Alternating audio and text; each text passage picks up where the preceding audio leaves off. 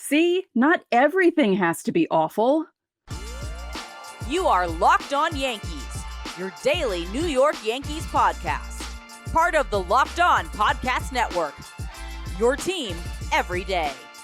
Welcome to Locked On Yankees, which is part of the Locked On Podcast Network, your team every day. Thank you for making us your first listen every day. I'm Stacey Gotsoulias. With me, as always, is my producer, Steve Granado. Steve, what's happening?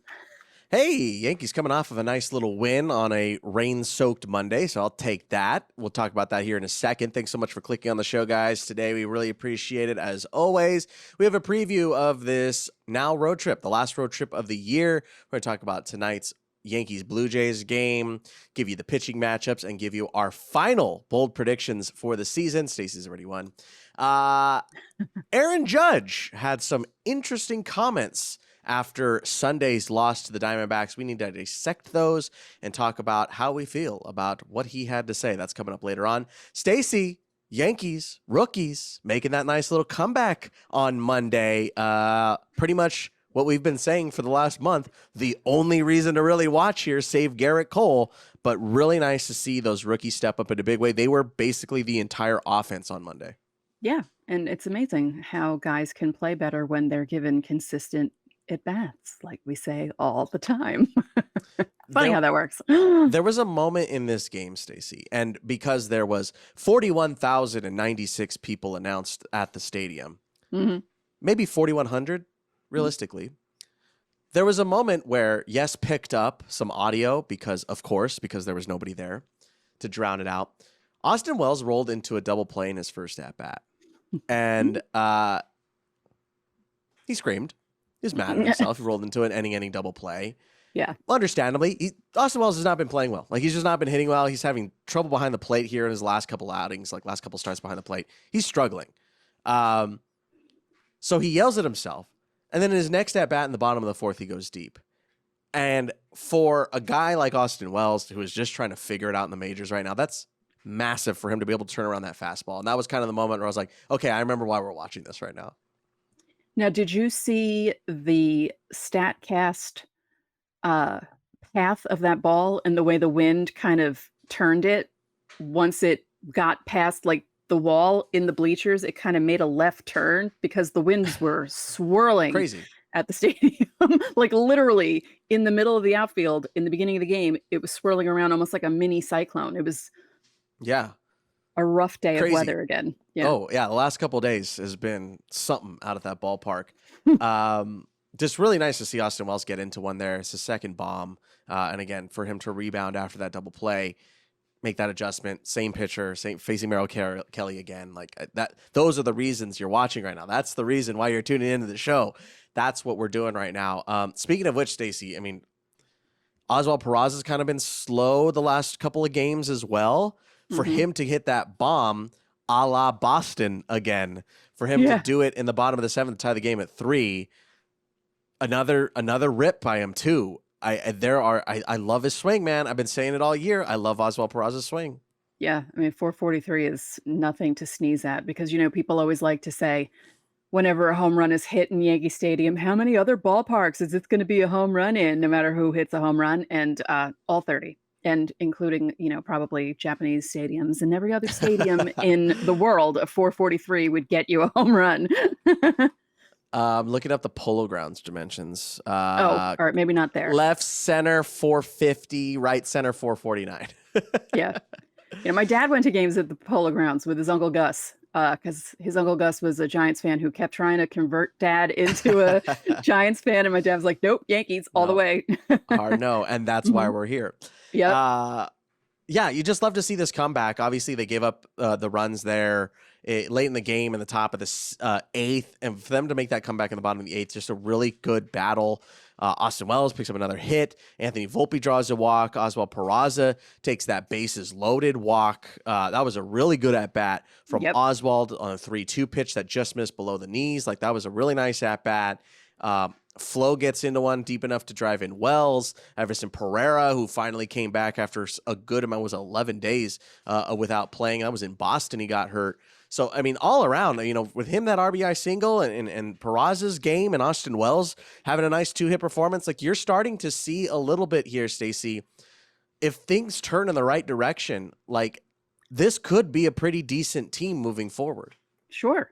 And I don't think we mentioned it on Monday's show, but that foul ball catch that Oswaldo made on Sunday was impressive too. Yeah. Yeah, we didn't even talk about that. I watched that a couple of times. Yeah. Yeah, I don't know where you're at with this, Stacey. Obviously, there's a little amount of time left here this season. You're just trying to burrow through this and just get through this right now. Don't have any major injuries. Just get through this last week here. We're going to talk about what Aaron Judge had to say about the team and the future of it here in just a second. But like, where are you at with that? Like, how are you feeling now that you've gotten a decent look at some of these guys? I know you haven't really had a chance to really watch them outside of spring training. So where are you feeling as far as this team is concerned here moving forward? I'm feeling good. I'm feeling better than I was at the beginning of the month. Seeing them play more, like I said, the more consistent time they get, the better they'll get, which makes sense. And I feel like, Yankee fans should have a little more confidence in these kids. And like I said, this is basically pre-spring training for them, like pre-spring of 2024, and then you'll have real spring training, and then they'll see what they can do. But I like this. I mean, obviously the Yankees have to do stuff in the offseason to fix other problems, but I feel like the future's bright. And, it'd be brighter if Dominguez was still there, but I'm liking what I'm seeing from these kids. Yeah, and Dominguez isn't gone. Like, it's not Right, like he he's fell coming off back. the earth. So Yeah. he will be back, and he's still super young. So, like, you do have that. And to be able to see this team without him gives you a little bit more solace. Obviously, they're not on a consistent basis. They're not playing well overall, but, like, there are these flashes of moments. I mean, Oswald's hit 2 big home runs in the last week. Yeah. Right? So that's not nothing. That's not nothing. Right. I mean, and let's just mention this quickly because we knew this was going to happen. The Yankees are 17-9 in their last 26, which is the best record in baseball right now. So, of course, they picked it up right at the end, just in time for them to not make the playoffs. So, yeah. But again, what you're looking for, the rookies, see how they're playing. Cole, his last start coming up, and just making sure guys stay healthy. And, you have something to look forward to in 2024. Yeah, we'll see. Clarke Schmidt, he's looking forward to about 6 days from now because this boy tired. Yeah. He goes 4 innings very clearly like that was like, all right, dude, we're just going to pull you now. Like 79 pitches is not where he's been living at this season. So that was very clearly a move by Boone. Just be like, bro, I'll get you out of there. Don't worry. Yeah. I mean, we joked about it the other day, but that poor boy, again, not expecting it to be this long into the season at that position where he is right now. Because basically he's like he was like the number 2 for a while. And now that Michael King has kind of stepped into that role, but yeah, he wasn't expecting to pitch this many innings. And he'll probably nap until I would say Christmas Eve, maybe. Yeah, wake him up when the tamales are cooking. I don't think the Schmidt family's doing tamales. Greg Weissert looked nice for 2 innings. Maybe this is gonna be an off-season topic, so hit subscribe. This is definitely gonna be an off-season topic, Stacey. Yeah, I'm curious where Greg Weissert fits into the picture in 2024. I'm very interested because there's some moments for Greg Weissert that like you see it. It's what I saw last season at AAA where I was watching it. I'm like, man, this slider's really nice. What was called the whirly slider before it's now the sweeper. That's what we were calling it back then. That was the whirly slider. But yeah, I mean, man, that slider's so good.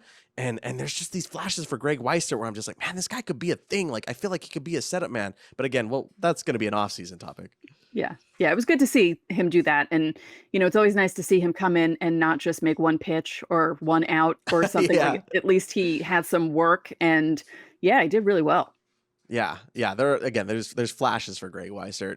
And then Clay Holmes. I love seeing nothing. Clay Holmes 1, 2, 3. Give me a pair of strikeouts and a weak grounder. Thank you. I'll do that all day long. That's what you want out of Clay Holmes every time, and he can give you that. There was moments this year where that wasn't the case, obviously, but to see him get that 20-second save, man, I'll take it. Again, it's so odd because Yankee fans still have Mo in their minds, and Yankee fans should be used to their closers having weird outings because Aroldis Chapman was around for so long. But it's just funny the way people overreact to Clay Holmes and how he pitches. He's That's how she fine. goes. 22 saves. I mean, that's not bad at Yeah. all. And considering he wasn't the main closer and that it was it's still kind of a closer by committee. 22 is great. That's going to be a whole offseason. I've already been thinking about Clay Holmes for a while here. That's going to be a full episode one day of just like what to make of Clay Holmes. And that's going to be a really interesting spring training for sure. I'm very curious to see where Boone puts him. And did he do enough this season to just say, you are him? Or I'm curious. if it's Boone who does it, because he doesn't know for sure if he's coming back, I which saw is another that. thing we'll have to talk about at some point. Long off season ahead of us, folks, even longer because there's no October. Hit subscribe. You won't want to miss a second of it. Stacey and I are giving you 5 episodes a week moving forward still. Don't worry. We got full Yankees coverage coming up. Of course, you guys can join Subtext, as you guys already know, to skip the line for Fan Mail Friday. We're still doing Fan Mail Fridays. We have one coming up here in a couple of days. It's going to be our last of the regular season. So make sure to get in on Fan Mail Friday. Reply to the pinned comment here on the YouTube side. Again, Subtext is the place to get more info every day when you text us one-on-one. Whole bunch of fun. Episode description has all the info. All right, let's step aside one time. We come back. Aaron Judge talking about the future of the Yankees. Let's talk about it.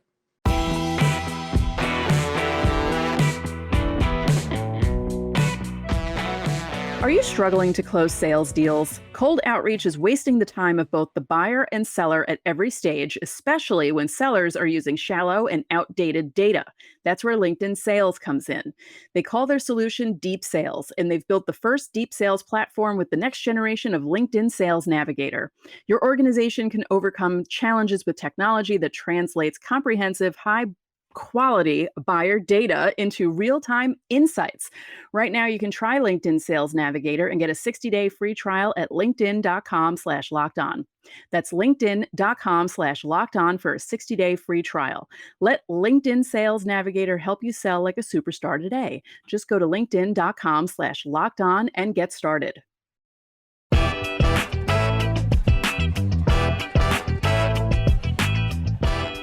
Back here on Locked On Yankees, don't forget to listen to today's Yankees game from Toronto if you want. SiriusXM is the place to do that. You can download the SiriusXM app today. Coming up on tomorrow's show, we're going to be talking about that game one, as you know. Check in on tomorrow's show. Hit subscribe 5 days a week. Still going forward. Don't worry. We're here for you, even during the offseason. All right, Stace, Aaron Judge had some comments after Sunday's loss to the Arizona Diamondbacks. We pulled 2 clips. They're 30 seconds each. So let's go ahead and listen to this first clip, and then we will talk about it. As you approach the offseason, do you feel that this team is close to getting back to where it needs to be? Yeah, definitely. Seeing a lot of the bright spots we've seen from the young guys coming up. Some of the changes I've seen, this year, it's not going to happen overnight. So we got to hit the ground running, especially when this season ends. We got a lot to work on, a lot of things to change, and a lot of stuff going on around here that needs to be fixed. Stacey, there's this moment after that question was asked, and I'm gonna do my best Aaron Judge reenactment here. If you just give me a second to get into character. Yeah. I ain't buying it, Aaron Judge. I ain't buying it, man. I'm sorry. I love Aaron Judge. I think he's a great ball player. I think he's a good captain. I think he's a good dude. I ain't buying that answer. I don't know how you're feeling about that, but that was a deep breath he took there. Yeah, that was a very dramatic pause. If you were watching closed captioning, it would say dramatic pause. yeah, fair. I think that's fair. I mean, we just talked about a lot of it, right? Like what the latter part of that, the real answer that he ended up giving, the real words that he said. But I think the tonality of it, like he had to think about his answer there because look, there are some good things, and I think Oswaldo Peraza's got a good future. I think Anthony Volpe's got a good future. Like there are some good parts of this team, but all in all, like top to bottom, like clearly things are not going in the direction everyone wants them to be going. Yeah, and I just found it interesting. It's funny. He meant for the answer to be positive, but you could tell from the way he was speaking that it wasn't quite as positive. Like he added in the rookie stuff, but he doesn't look happy. But he shouldn't be happy. I mean, it was a lost season for him. Although, I mean, Jesus, he almost has 40 home runs in how many games? I mean, he could get to 40 if he goes off the next few games. And okay, so it's not a totally lost season, but he doesn't get injured, Rizzo doesn't get injured, and maybe one of the starters doesn't get injured. This is a totally different discussion that everyone's having. Like, yes, it was a bad season, but really, if like 3 things out of everything don't go wrong, things just could have been a lot different, Like, it's not like a complete disaster, right? But there are things from top to bottom, meaning ownership and their mentality, Cashman, and then even down lower to other parts of the organization do need to be fixed, because you're wasting Aaron Judge's prime. You're wasting Garrett Cole and his big contract. You need to get these guys help. So yeah, they need help. They need help quick, Mhm. because Garrett Cole's got that opt out. I mean, he had some glowing reviews after his last start, right? Obviously over the weekend, and saying he loves pitching here and all that kind of stuff. Like, there was some nice stuff he said. So I'm not fully on the Cole's gone train or anything, but do you think another that bad he would get season. together with Judge and be like, all right, we're the highest paid guys on this team, let's do this? And Yeah, I wonder if Garrett Cole feels more on, not to go off on a tangent here, but I think Garrett Cole feels a little more like on the field. Like, let me just do the on the field stuff, and like I'll talk to the guys on the field. Like, I mean, we've seen him in the dugout over the last couple of games too, like talking with players and talking with the younger guys and stuff. But to be fair to Aaron Judge here, what are you supposed to say, man? yeah, I know. No, no. I mean, this team sucks. that would have been amazing, but we can't say that. Yeah. There was one other quote we wanted to talk about, Stacey. Let's go ahead and play that one too. You mentioned keeping the issues in-house and internal talks. Do you plan on being part of those talks when it comes to what to do this offseason? Oh, yeah, I got some ideas. But it's going to take all of us. It's going to be talking with everybody in the organization, all the way down through the minor league stuff, all the way up to the top. There's a lot of stuff we got to work on and improve. But like I said, there's a lot of bright spots, that we've seen with these young guys coming up. And, this is the time to build on that and, start building that next foundation. Okay, Stacey, let me say something here. As a lifelong Lakers fan, born and raised out here in Southern California, and before everybody goes, oh yeah, of course there's a Lakers fan who hosted the Yankees podcast. No, actual Lakers fan. Kobe, Shaq, Derek Fisher, all the way through the Jordan Clarkson and Swaggy P era to now. The Lakers fell apart in 2022 because they listened to the highest paid man in the room, in LeBron James. And look, I'm not one-to-oneing here. There's nuances in that. But I think it's a cautionary tale to how sports and front offices work moving forward. I'm not saying one knows better versus the other, but I am saying you can't let the guys on the field only run the team. Right. Gotta be careful with, take all the input you want. I think it's a great idea to get Aaron Judge in the mix, but you can't let him run the show. There's a front office for a reason. You can't let Aaron Judge be signing contracts for players and stuff. Right. I just wanted to make sure everybody knew that. But I feel like he's been around with the Yankees long enough. He knows what the lineup needs. He knows that, there are some times where everything falls on his giant shoulders. And I'm sure that as much as he kind of likes that and relishes that, he realizes that it can't be the way, because it's going to fall apart like it did this year. When he was talking about having ideas, my first thought was he's going to walk into Brian Cashman's office and be like, get Ohtani. Yeah. Oh, what a novel idea. Get Ohtani. Yeah. Get Ohtani. I just think it's interesting. I don't know. I don't think I've ever really heard a player say something like that. But then again, this is only the 5th time since I was in college that the Yankees have missed the playoffs. And this is one of the first times since 1993 that they're in danger of, being below 500. They're not, but they're in danger of doing that if they have a rough last few games of the season. So I haven't really seen a player come out and say something like that ever. And it's just kind of amazing because, Jeter is captain. I mean, his his career, there were a couple times that were not great, but he never came out and said anything like that. So I found that really interesting. And again, yes, the question was asked, but I thought the whole, we're going to have some discussions. I was like, oh, he's going to be in Tampa. He's going to hang out with Hal Steinbrenner and give him ideas. I don't know if that's going to work out well. Again, he should. He should be a part of the conversation. Yeah. And I think shouldn't be too much into it. Yes, right? He shouldn't be taken as Bible, right? Yes. I appreciate your feedback. I think that open communication between front office and your big players, and all players, to be fair, but especially your bigger players, let alone your captain, your $300 million man. Yeah. This is extremely important. Mm-hmm. Aaron Judge needs to know what's going on with this team. Yeah. And this team needs to know how Aaron Judge feels about that. Open lines of communication are very, very important.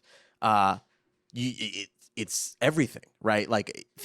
Think if Garrett Cole doesn't express any discomfort or anything about how he's feeling about after his guaranteed portion of his contract is, then the Yankees can be completely blindsided if he opts out or something like that. Those lines of communication need to be there. But again, it's a dangerous path to go down if you let Aaron Judge be GM. Now, one quick observation that someone had made on Twitter. Do you think, even though things worked out and he got the big contract, do you think there's any residual kind of, not hatred, because that's a strong word, dislike, some sort of bad feeling toward Brian Cashman because of what happened before last season, or no? No, I think that was more Aaron Judge. Oh gosh, this is gonna be a whole long conversation. It could totally could be. In that case, for me personally, obviously I don't know Aaron Judge, never talked to him, but I feel like that was just more on his part. He was like, I know if I don't take this contract, I could probably get it still after the fact if I have a fine season. I could probably get it here in New York, or I'll be able to get it somewhere else. Yeah. So I think that's probably where he was like, it's a good number, obviously, but let's see if I can get more. I think that's more. I don't think that he felt undersold. Okay. That's just my 2 cents. Okay. I was just wondering, maybe, because I know there was a Jeter Cashman clash, where Cashman came out and basically badmouthed Jeter and basically you're not worth this. And it was Jeter had been in the league for 15 years at that point, and everyone was like, yeah, why would you even touch that? You do that. And, Jeter's the type of guy that holds a grudge for, 2 decades. So I hope Judge isn't like that. I don't think so. He doesn't feel that way, at least not yet. It's just one bad season. Yeah. Let's be real. All right. Let us know how you're feeling about these comments down below in the comments section. We need to step aside one more time. When we come back, a preview of this road trip in Toronto.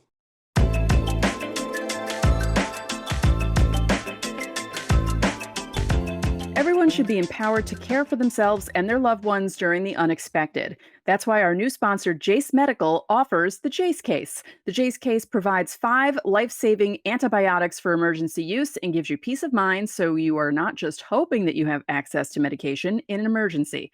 Jace Medical makes sure you have the medication in hand.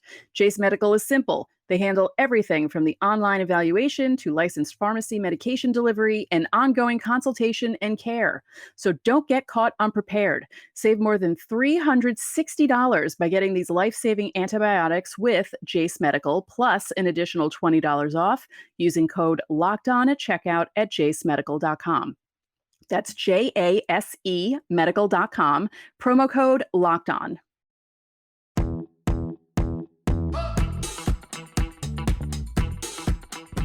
Back here on Locked On Yankees, don't forget you can listen to today's Yankees game and every game for the remainder of the season on SiriusXM, so download the SiriusXM app today. Stace, Yankees, Blue Jays, one last trip north of the border here this season. How you feeling? Do you think the Yankees can kind of bounce back? I mean, obviously they took 2 of 3 against the D-backs here and played well on Monday, but I mean, the Blue Jays fighting for their lives, trying to hang on to this spot. Do you think the Yankees can finally give them one last gut punch? It would be cool if they could. But actually, at this point, I kind of want Toronto to remain in the playoffs. I would like Houston to be out. So, yeah, it's kind of choice. It really is. It really is. It's a Sophie's choice at this point. But I mean, yeah, could the Yankees go in and win 2 out of 3 in Toronto? Sure, but it might be hard because Toronto's playing for their placement in the playoffs, and it's going to be tough. But you got to feel pretty good with some of the matchups that we have going. Yeah. Game 1 tonight, Michael King, Kevin Gausman. Hey, we've seen this. So we'll probably, unless things change or whatever, it looks like Michael King's going to get 2 more starts here. So he'll pitch the finale if it lines up correctly.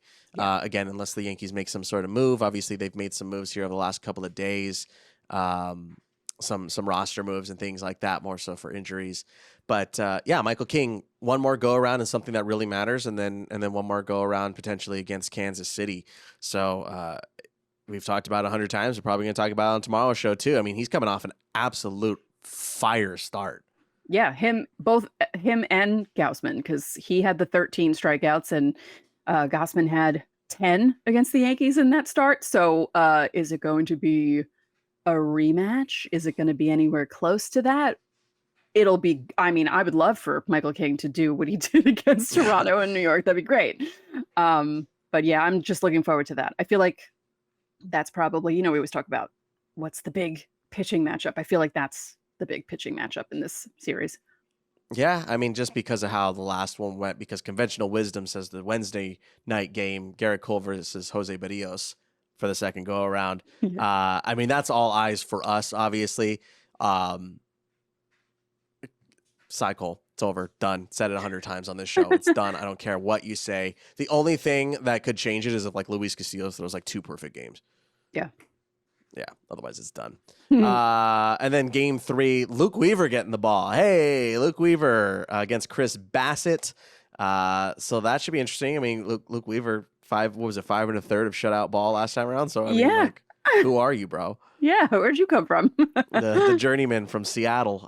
So very interesting in that regard. So some interesting matchups here. Obviously, I mean, King and Cole, Nat King Cole, if you will, are obviously the highlights here. And I'm hoping that they give us one last hurrah one more time. Speaking of one last hurrah. Oh, Stacey, I feel like I'm crushing the segues lately.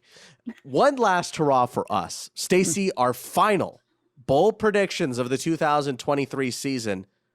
As is customary, I will let you go first. Okay. I don't know if this is that bold, but I feel like Aaron Judge is going to hit 3 home runs in the series. I like that. I'm in. I'm on board. Don't forget the score right now. 5-0.1. Stacey, with the board's permission, I'm going to go for a 5-pointer. But it's bold. It's bold. Okay. So with your permission, I would like to go for a 5-pointer to try and sneak in with a walk-off. He's going to walk off. Because this is bold. There will be a no-hitter thrown in this series. Oh. I got to drop the mic on the last bold predictions of the year. There will be a no-hitter in this series. Will you give me that 5 points if I called that? Yes. All right. Yes, because if it happens, it'll be the Yankees not getting a hit. Oh, boy. Hey, Garrett Cole could throw a no-no on Michael Wednesday. King could. You never know. Michael King could. Hey, Luke Weaver could go 9 innings. That would be enough. That would be enough for 5 points if Luke Weaver went 9. Yeah. There you go. Those are our bold predictions. Let us know yours in the comment section down below. Of course, we will revisit those bold predictions on Friday's show, which is, of course, also going to be our Fan Mail Friday, our last one of the year. Gosh, I can't believe I'm saying all this stuff. It's crazy. But let us know in the comment section. Coming up on tomorrow, we are going to talk about the first game in Toronto. Michael King, Kevin Gausman, tonight, 7 o'clock on Yes. And that's going to do it for today's Locked On Yankees. I'm Steve Granado. And I'm Stacey Gotsoulias. We'll see you tomorrow.